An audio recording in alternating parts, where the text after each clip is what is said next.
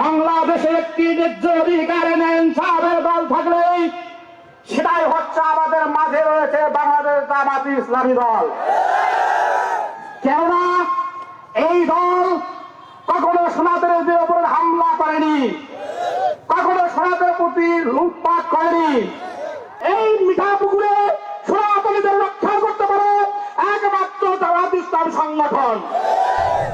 আজকের এই ভোটার সমাবেশ নির্বাচনী আলোচনার উপস্থিত জামাত ইসলামের সভাপতি এবং উপস্থিত শিবিরের নেতৃবৃন্দ এবং আমার প্রাণপ্রিয় সনাতন ধর্ম অবলম্বনকারী, আপনাদের প্রতি আমার আগাম আদাব এবং নমস্কার রইল। আমি বিশেষ কিছু জানতে চাই না, বলতে চাই না। আপনারা হয়তো বা আমাকে দেখে অনেকে বিভ্রান্ত হয়েছে। এই বিভ্রান্ত হবার কোনো কারণ নাই সংগ্রামী বন্ধুগণ। কেননা বাংলাদেশে একটি ন্যায্য অধিকার ইনসাফের দল থাকলেই সেটাই হচ্ছে আমাদের মাঝে রয়েছে বাংলাদেশ জামাত ইসলামী দল। কেননা এই দল কখনো সোনাদের উপর হামলা করেনি, কখনো সোনাদের প্রতি লুটপাট করেনি। ভাই সাহেব, সংগ্রামী বন্ধুগণ, সে নিজের ধর্মকে সম্মান করতে পারে না, সে অন্য ধর্মকে সম্মান করতে পারে না।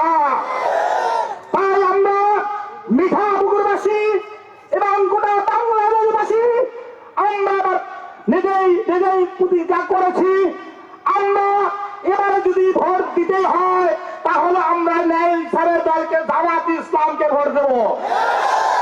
কারণ 5ই আগস্টের পর কারা আমাদেরকে সহযোগিতা করেছে, আর দুদিনের দিনে আমাদের পাশে দাঁড়িয়ে আছেন জামাত ইসলামের শিবির নেতৃবৃন্দরা। তারা আমাদেরকে দেখিয়েছেন, তারা আমাদেরকে কোলে রেখেছেন, তারা আমাদেরকে কাছে রেখেছেন, রেখে আমাদের মন্দির মঠ মন্দির তারা কি করেছেন, পাহারা দিয়েছেন যাতে দুরাচার আমাদের মঠ মন্দিরে হামলা করতে পারে না। ভাই সব সংগ্রামী বন্ধুগণ, আমি বিশেষ কিছু বলতে চাই না।